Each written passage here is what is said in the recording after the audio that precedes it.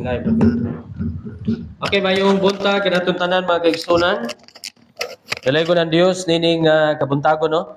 Sa lain na pong higayon nga kita makatuon, makasimba sa tuang balaan nga Dios. Ato ta sa tuang unsab to niya? Malimot ra ba ko sa kung topic pagka last Sunday about to sa YB Mr. Baptist no? Nganong Mr. Baptist ta? Pila to? Ikaduha? Nata sa ikatulo karon. Humana ta sa 12 apostles, no? Sa church, wala pa.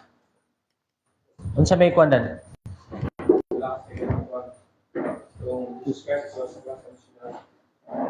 So, tulo. Unsay take note mo na, sis Jen? Number 3? Number 4 na ta? Nalimot ko. Church? Kumana ang church? Mana ang church eh? So, mana na itong topic diya. Why be a Mr. Baptist, no? Ngano Mr. Baptist ta, number 1? Tungod kay, ako lang, ang ako bang kong i-take up karon about yapon sa church, no? Ato lang nang i-review why be a Mr. Baptist. Tungod kay number 1, si Jesus Christ usa ka pinadala nga bautista nga unya si John, no? Wala ta mahimong missionary baptist tungod ni John. Ako nang i-clarify ha. Why be a missionary baptist?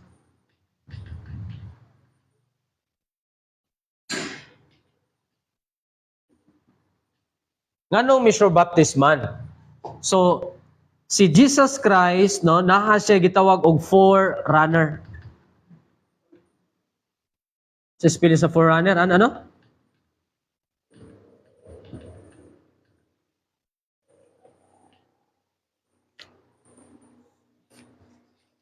Okay. Akong klarohon mga kaigsunan kay usahay masipya ta sa spelling.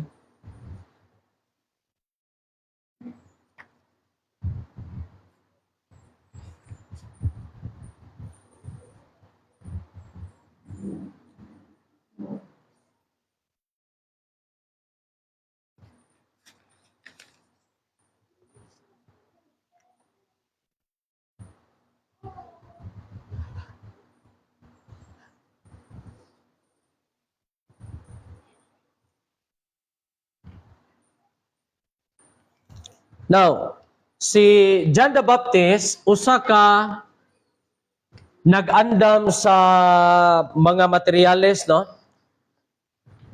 John the Baptist. Si John the Baptist, usa ka missionary, Baptist, preacher.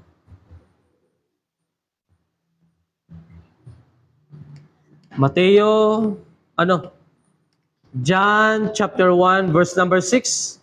Baptist, Mateo chapter 11 verse number 11. Preachers, Mateo chapter 3 verse number 1 to verse number 2. No? Si John the Baptist usa ka pinadalang bautistang magwawali samtang ang ato ang Ginoong Hesukristo si Jesus Christ usa ka missionary Baptist preacher pod, no? Si Jesus Christ usa ka pinadala. John 20 verse number 21.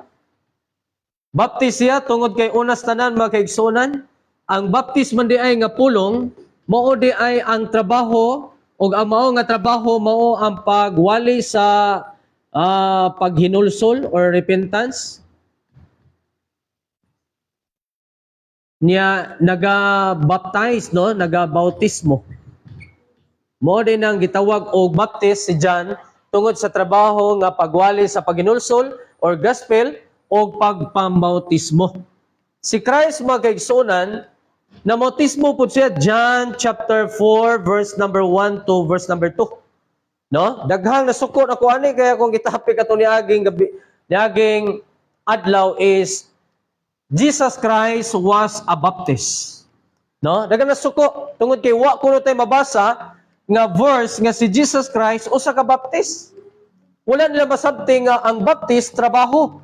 Unya si Kristo ni trabaho man nagwalis paginulsol.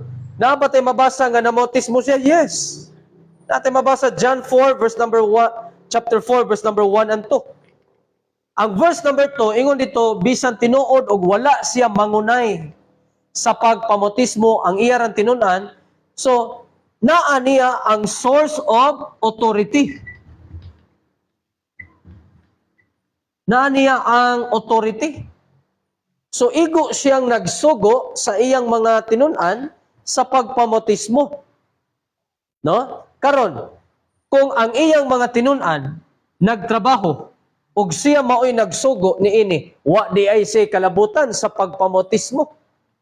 No, apil gyud siya sa mao nga baptism, sa mao nga trabaho kinaa man niya ang source of authority.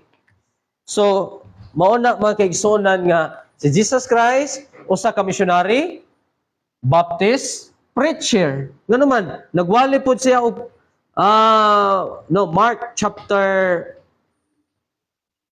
1 verse number 14 to verse number 15. No, mabasa nimo diha. So why kalainan nilang duha magkaigsunan. Now, karon ako lang nang review ha kay pagsugod na to niaging Domingo di mo gud moagi ning ato ang whiteboard pen. Mayroon kay okay na gid siya. Hangtod sa 12 ka apostoles ug sa church, walay kalainan ang trabaho, nagawali, nagapangbautismo. Ang atong topic karon nga kabuntagon is mga marka. Marks of the New Testament Church. Ako lang Bisayaon mga kaigsunan. Mga marka sa pag-ila. Sa pag-ila sa tinukod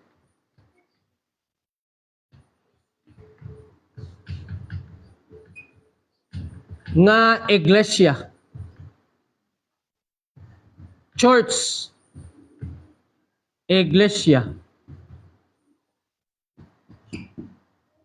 Marks of the New Testament Church that Jesus Christ built.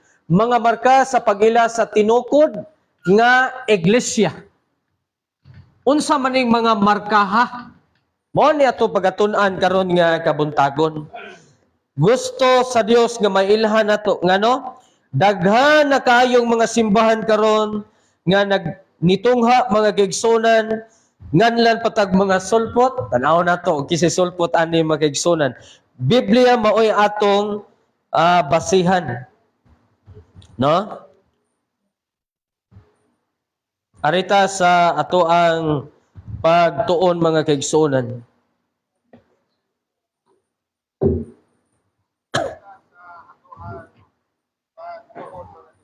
So mga marka sa pag-ila sa tinukod nga iglesia. Sumala sa survey, no? Pila na kalibo ka mga simbahan ang mitungha karon. Pila na ka mga simbahan ang nag-exist karon ug naa pa siguro nay mga umaabot nga simbahan mga kaigsunan. So karon, unsaon nato pag-ila nga kining mao nga simbahan nga gitukod ni Kristo mao gini siya. So unsa may mga marka ni ining simbahan na? Okay? Number 1, mailhan nimo mga kaigsunan is right founder.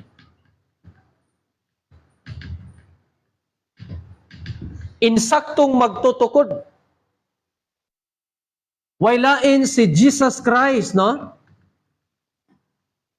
Mailhan nimo ang simbahan nga kana tinukod ni Kristo kay siya ang founder.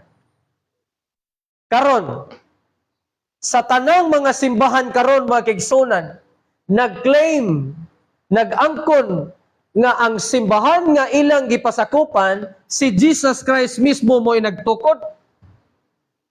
Maglibog ka nga asa kay tinuodan nga puro man nag-claim. Wala may ni-claim nga ang yawa mo'y nagtukod sa ilang simbahan. Si Jesus Christ man yun. So, adto ka sa dugang nga marka sa pag-ila nga kining mao nga simbahan tinukod ni Kristo. Number 2, right time. Insaktong kapanahunan sa pagtukod. Dire na mga kaigsunan, masango. Okay? So, kung naay mga simbahan nga imong ma-encounter, mga membro, pangutan dayon, kinsay founder ninyo, brad, sis? Waylain, si Jesus Christ. Jesus Christ, may na. Checkan din mo. Magdala ka niining mao nga listahan, ha? Ikaduha, right time, kanusaan na tukod ang inyong simbahan. Ang mao nga simbahan nga imong gipasakupan. Kasagaran magigsunan, mulitog sila og 33 AD. Dire na.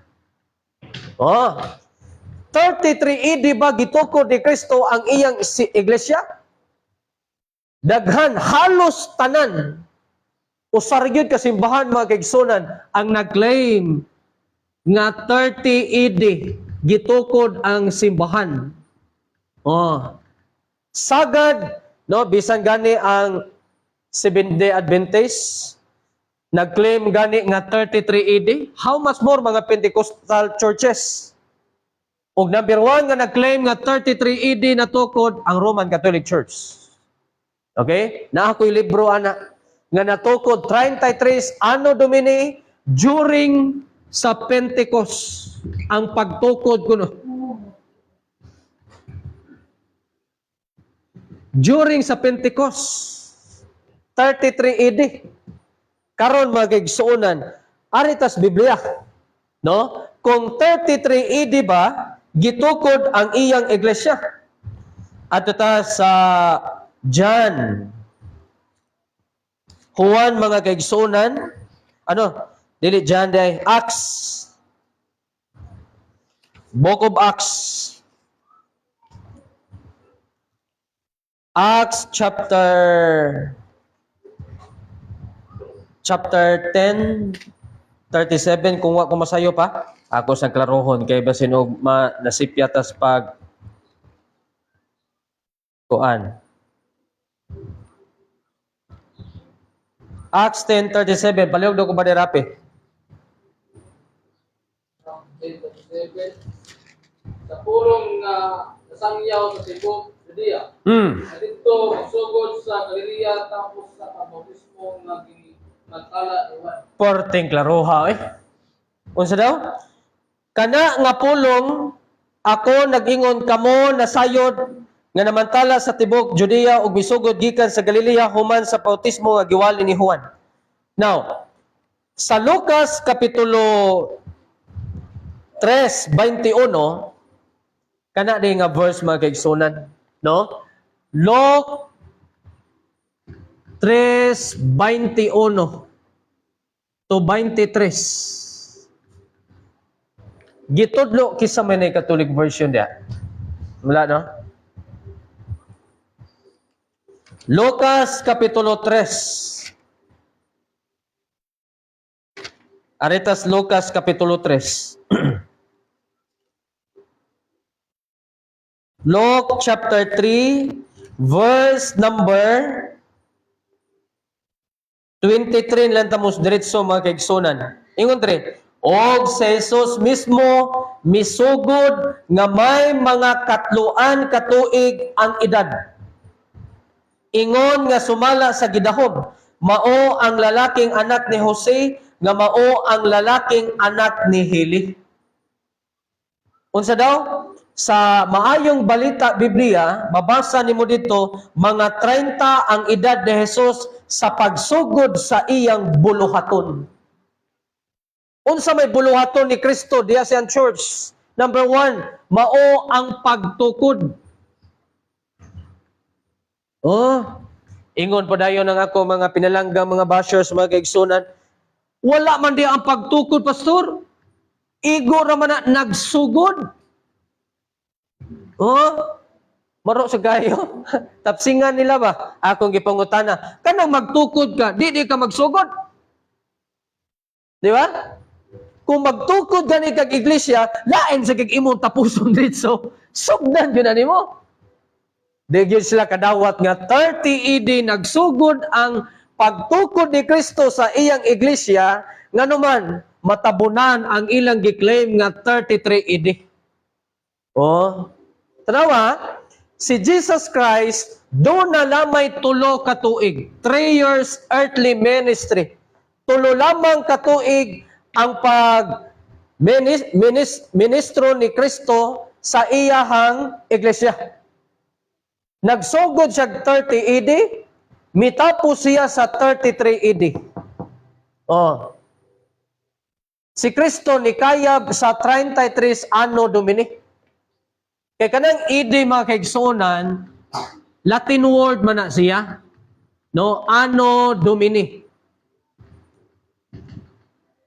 Ang meaning na, Year of the Lord. Tuig sa atong manluluwas nga mao si Jesus Christ, dili na after death. Kaya kung kag after death, wala siya maghisgot og tuig or kapanahonan. Kung after death, naghisgot siya og sitwasyon or kahintang. No? Nabalik na. Right time. Muklaim sila 33 AD. Ang INC mga kaigsunan 1914 natukod. So sa 1913, no, sa 1913 wala pa simbahan. Oh? So ang 33 AD didto na mahitabo sa Acts chapter 2 verse number 1. Ato basahon. Acts chapter 2 verse number 1. That is 33 AD. Tanawa. Og sa diha nga ang adlaw sa Pentecoste sa hingpit miabot, silang tanan nga nagkaoyon didto sa usa ka dapit, og sa kalit dihay miabot nga dahonog gikan sa langit ingon nga iya sa naghaguros nga makusog nga hangin, og kini mipuno sa tibok balay, diin sila na naglingkod. Kay kini di ay Pentecost mga kaigsuonan, no? Mao di ay naipag-abot sa Holy Spirit. Mo na ipag-abot sa Holy Spirit. Acts chapter 2. No? Naa pa ba si Jesus Christ diya? Wala oy. Wala na si Jesus Christ. Asa man si Jesus Christ ano de? Now, Acts chapter 1. Basahan ninyo ang Acts chapter 1 verse number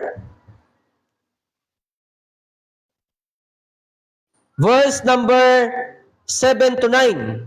Tanawa, 7 to 9. Naa diya si Jesus Christ. Unsa man nahitabo ni Jesus Christ sa panahon na? Acts chapter 1 verse number 7 to 9. Og siya mingon ngadto kanila, dili alang kaninyo ang pagkaibalo sa mga panahon o sa mga higayon nga sa amahan gibutang sa iyang kaugalingon nga gahom.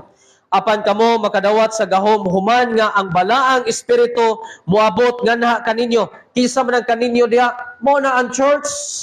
Na ang church.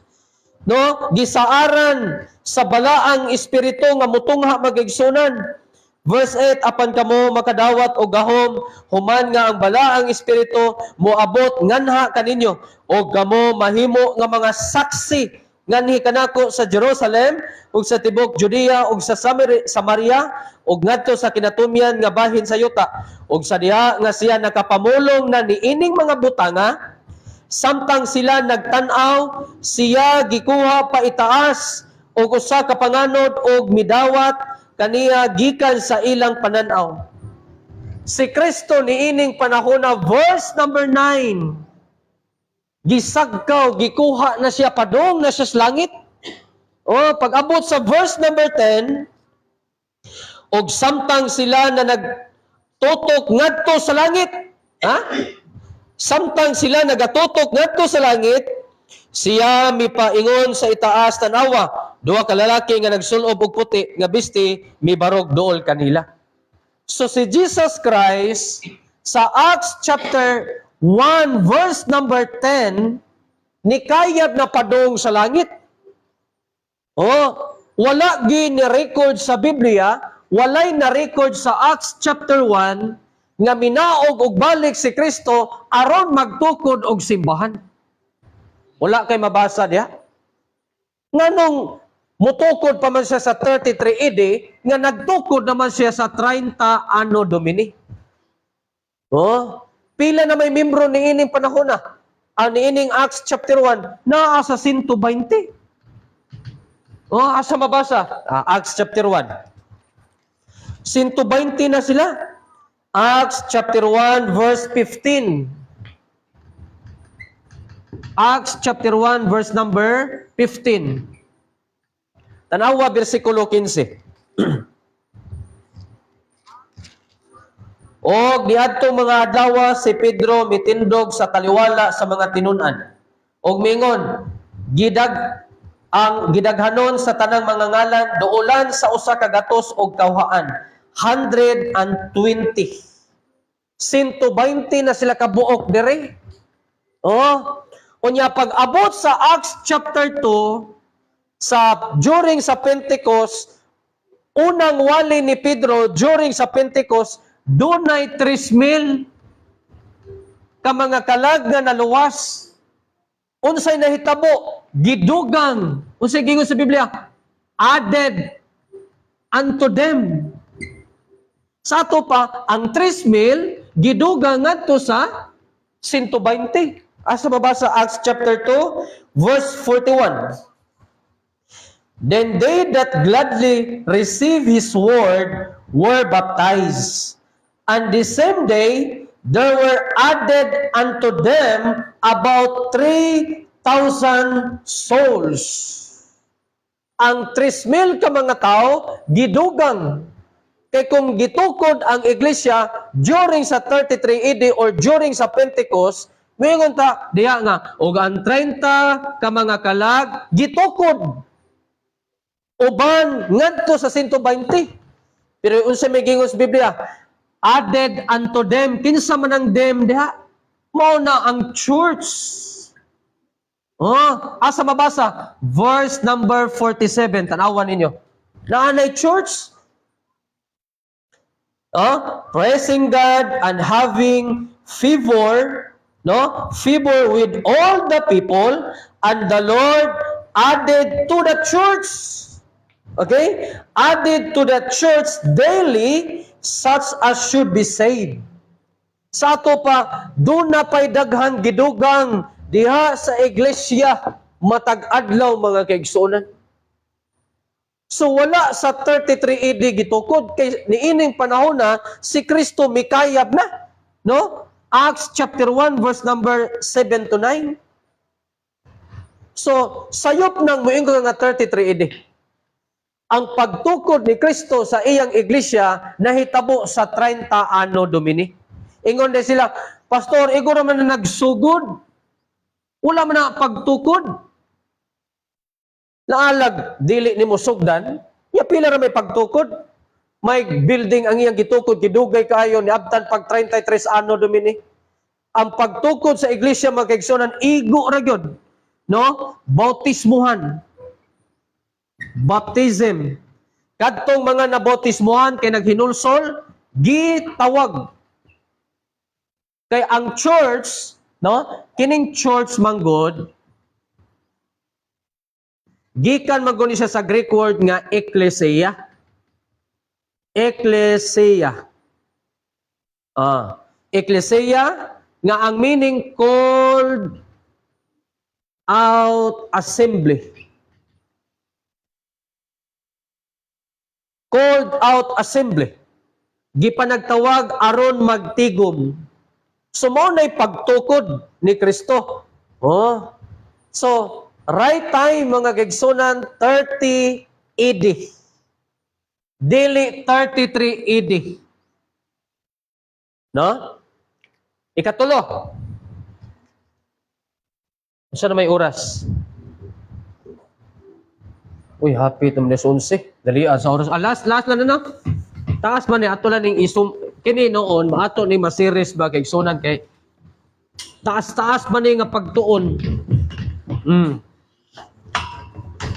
Number 3, mark of the New Testament church that Jesus Christ built. Number 3 is right place. Insaktong dapit sa pagtukod. Naagi lugar, no? Nga diin asa natukod ang iglesia. Kana bitong mga arekas bikire, katong Lolo Tinong bikire kadong siguro mo na. Dres karka sa una nay Lolo Tinong bikire diha.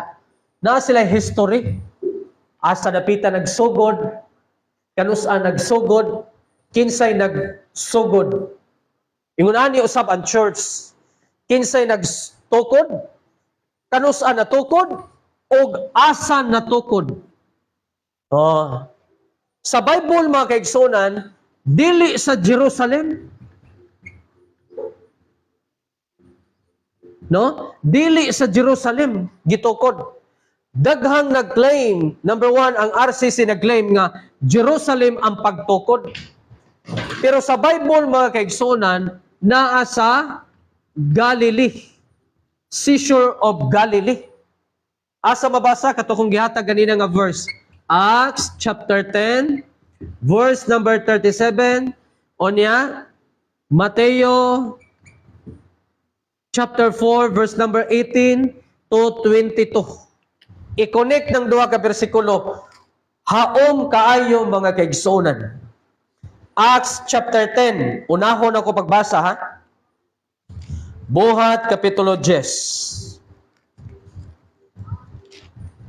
37.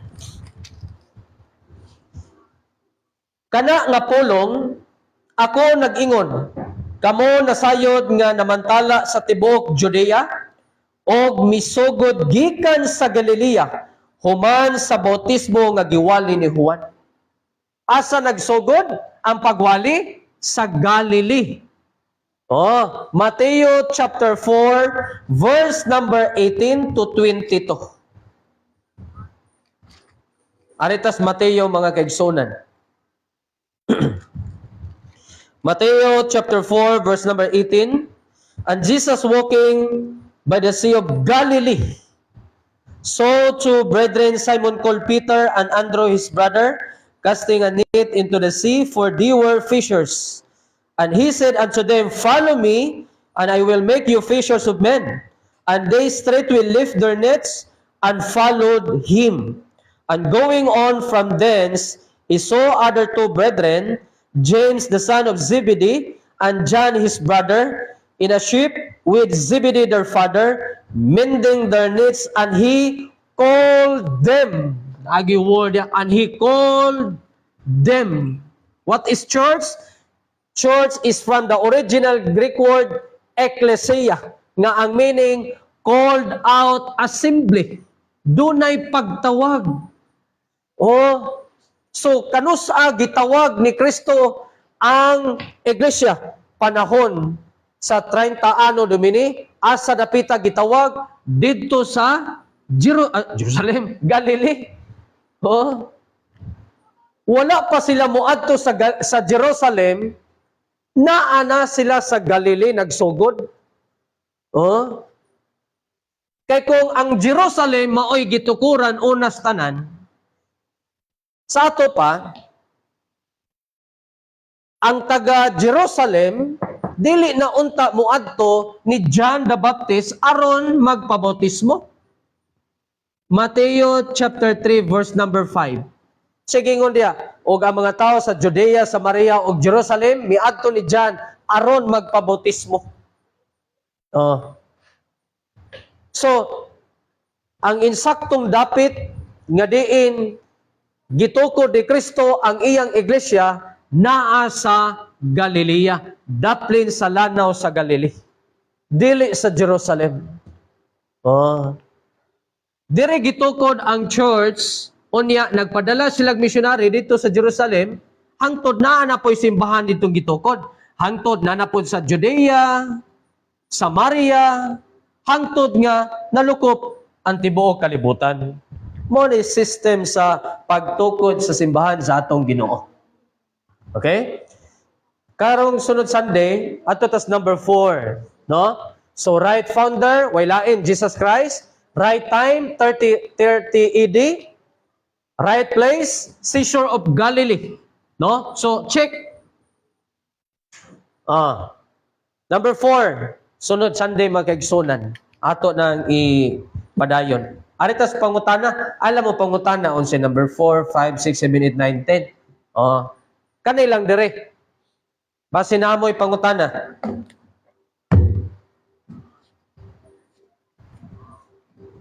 Okay, pangutana mo magkaigsunan. Kung naamoy na libgan. Sister Gang. Diyos na niya, magkala na ko sa inyo, Diyos ko. Pwede ba na Roman Catholic ikan sa Missionary Baptist? Kaya bumag ko may mga Diyos sa nila sa pastor na. Ang Catholic ko dito sa Missionary Baptist. Sa ang nahitabuan na sis, dili ang Roman Catholic gikan sa Missionary Baptist. Okay? Naman sa atong church history diha. Ang nahitabuan na sa ari ka sa church history, sa Church of Rome, no? Sa Church of Rome, ang simbahan sa atong Ginoo dito sa Roma, nabahin, no? Nabahin sa naduha ba? Naduha. Ang ilahang pastor dre sa una, si nalimot ko sa Cornelius ba to? Okay? Nabahin og kaduha. Dito na divide bitaw ang mao nga simbahan. Ang simbahan is naduha naman. Sample mo niya simbahan, no? Ang pastor nila dire is ni-adapt og doktrina nga ang bata bunyagan. Kanang infant baptism. Okay? So, ang nahitabo, nihawa ang gamay ra, no? Gamay ra gyud sila dire, murag naa sa mga 40% o 30% ang nihawa. Gibiyaan nila ang ni-adapt og infant baptism. Unya nihawa ang kadtong si Nubasyan, kuwa ko malimot magkaigsunan. Unya, dito nagpadayon. So, ang mayong kaog, ang RCC, gikan sa Mission Baptist, no. Wala sila magagikan kundili ang isa, siak na mangguna siya. Murag na siak sis ba? Isa lagi ako, hindi ka na. Oo, kung ato ka sa church history, naay ni Hawa nagtukod og lain. Pero dili gyud sila original nga ingon nato mura bag nasudlan na og mga false doctrine sila nga mga tao. Ang kailan mga Bible ka, correct, mauna na. Oo, why problema na sila gikan gyud na sila sa Mission Baptist. Kanang mga Baptist usar mga Baptist sa una. Karon lang na tungod kay na naman tay religious freedom. So para nako ang katumanan magud ana naa man gud sa Timothy nga do na gyud mamahawa. Ang kadtong ni Hawa ani example sa kining mo ni ang imbisi nga simbahan. Kini nga imbisi dunay ni Hawa, no? Ni Hawa unya nagtukod og lain diri nga simbahan. No? Nagtukod diri og lain simbahan. Ang kining mao nga nagtukod diri naa na poy ni siak nga lain nga simbahan. Bale, gikan sa imbisi ni Hawa nagtukod diri unya kini gitukod diri na membro diri nagtukod na pod og ilahang kaugalingong pundok. Mo nay nahitabo sa unang panahon. So dili na pure nga doktrina sa simbahan sa atong Ginoo tungod kay nasambugan. Ya kini siya nanapoy membro diri nga moreklamo tukod na puglaing simbahan hangtod nagkadaghan ug dili na espeso ang doktrina. Mo na nahitabo sa mga Baptist karon. Pero pastor, kanang ito man sila si Kristo Diyos. So, di ba, hindi man makaluwas sa reliyon, no? Mm. So, nagyap na yung possibility na may maluwas ko sa ilaha. Oh, naa. Kung mawalihan sila og gospel ug modawat niini. Kaya natulong din sila na si Kristo Diyos. Kaya na may ibang reliyon kung nililin na po nga si Kristo Diyos. Tao ra gyud. Hindi po siya maluwas. Pero depende na siya sa pagtuo, sis. Kaya doon na may pagtuo nga intellectual ra. Intellectual faith. Bot pasabot, nituo sila nga doon ay Diyos, pero kutob ra silang hunahuna. Kaya ang tinuod nga pagtuo, kana man yung nakasabot sa gospel, nga si Kristo namatay, gilubong og nabanhaw. Oh. So, kung nituo sila ni Jesus Christ, pero nagpabilin sila sa pagsimba og mga Diyos-Diyos, dili na tinuod nga pagtuo nga nagagikan sa gospel nga giingon diya sa Roma 10 bersikulo 17. Oh. Kaya ang tinuod nga pagtuo nagagikan sa pagpaminaw sa pulong sa Dios nga mao ang gospel. Okay, pasinay lang pangutan na.